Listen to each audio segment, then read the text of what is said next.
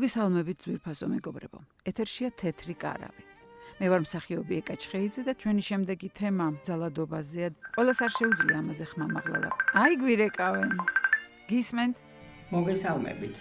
ისტორია, რომელსაც ახლა გიამბობთ, ბევრი წლების წინ მოხდა და არასდროს მომიყოლია.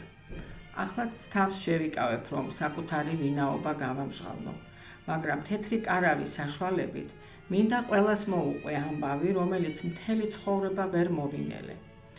ახლა უკვე 50 წელს გადაცილებული ვარ. მაშინ კი სულ რაღაც 12-13 წლის თუ ვიქნებოდი. ჩვენს კორპუსში ერთი ოჯახი ცხოვრობდა.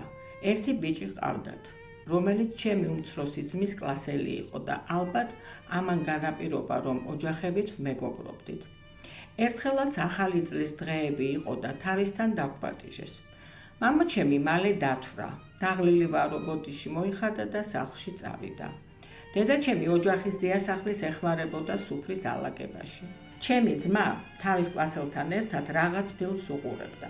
ფილმმა არ დამაინტერესა და მე სახლში წასვლა დავაპირე, მაგრამ ოჯახის უფროსმა, რომელიც ალბათ 50 წლამდე იქნებოდა, ხელი ჩამავლო და გინდა თუ არა ვიცეკოთო. ორივე ხელი მაგრად მომხვია და მუსიკის ფონზე აქეთ-იქეთ მაქანავებდა. რაღაც იყო ამ ვითომ ცეკვაში ისეთი, რაც არ მსიამოვნებდა, მაგრამ ვერ ვუძალიანდებოდი. უცებ მოულოდნელად ტუჩებში მაკოცა და შოკისგან ხელი ისევ კარი კინაღამ წავაქციე. კარი გავაღე და სახლში გავიქეცი. ამ ამბავს ვერავისთან მოვყვებოდი. მისი დორბლიანი ტუჩების გახსენებაზე ახლაც გული მერევა, მაგრამ სამაგიერო ასე გადავუხადე.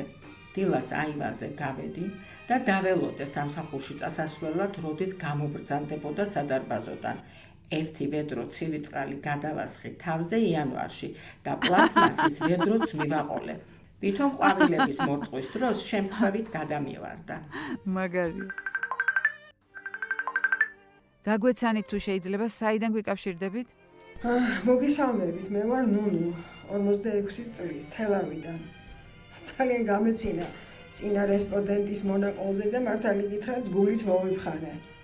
მე მგონი ყველა ქალის ცხოვრებაში მომხდარა ისეთი ფაქტი, რასაც დღეს სექსუალურ ძალადობას ან სექსუალურ შევიწროებას ეძახიან. და იცით ყველაზე დიდი საშინელება რა არის? ის რომ მოძალადეები ძალიან ხშირად ოჯახის ახლობლები, მეგობრები ან სულაც ნათესავები არიან. ამიტომაც რცხვენია მსხვერპლს მისი გამოაშკარავების. ეს მანიაკი მოძალადეებიც ამით სარგებლობენ. ხშირად მუხარასაც კი მიმართავენ მსხვერპლის გასაჩუმებლად. არ ვიცი როგორ უნდა დავიცვათ ჩვენი შვილები ასეთი მანიაკებისგან. ნუ თუ არავის ნდობა არ შეიძლება. მეც გამახსენდა ერთი ფაქტი, რომელიც ჩემი მუსიკალური სასწავლებელში სწავლის დროს ხდებოდა. მოკლედ 13-14 წლის გოგონები ვიყავით ჯგუფში და ერთ-ერთ საგანს ღვაწლმოსილი ასაკოვანი პროფესორი გვასწავლიდა. თავის მაგიდასთან ორი სკალი ედგა და ყველა ლექციაზე ჯგუფხელი მჭირდებაო ასე ამბობდა.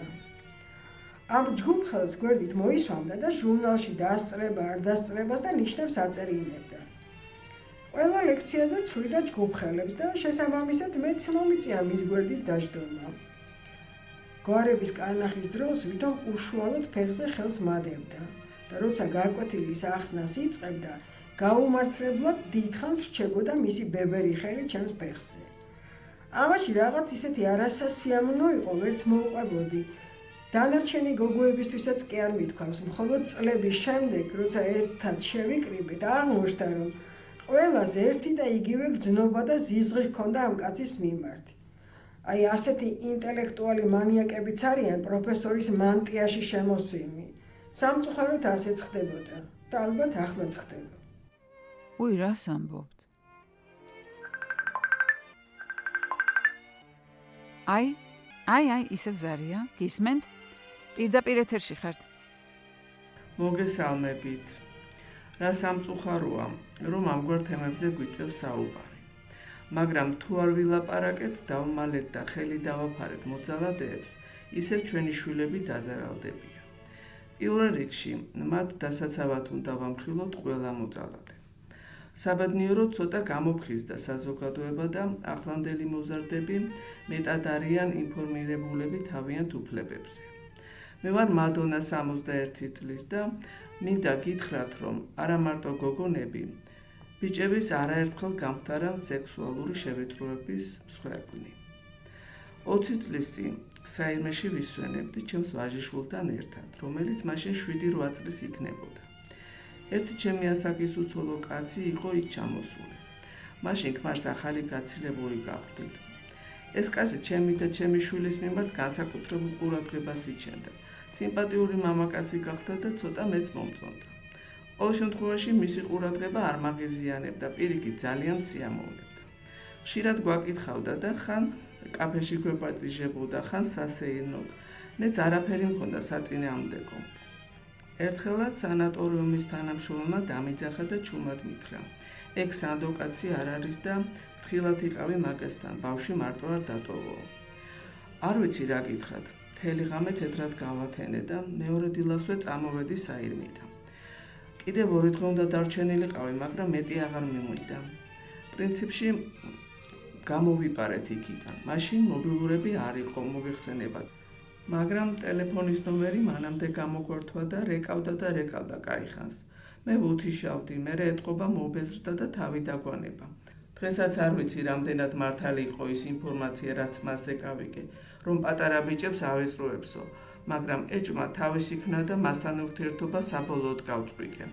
ზოგჯერ შეიძლება ჩვენი ეჭვების გამო ვიღაცას უსამართლოდაც კი მოვექცეთ, მაგრამ ყოველთვის უნდა გვახსოვდეს, რომ პატარებს ჩვენი დაცვა სჭირდებათ და როგორც იტყვიან, სიფრთხილეს თავი არ სკივაო. დიდი მადლობა. ძვირფასო მეგობრებო, ჩვენი საეთერო დრო ამოიწურა და მე ისევ ერთი კვირით გემშვიდობებით. მომავალ შეხვედრამდე.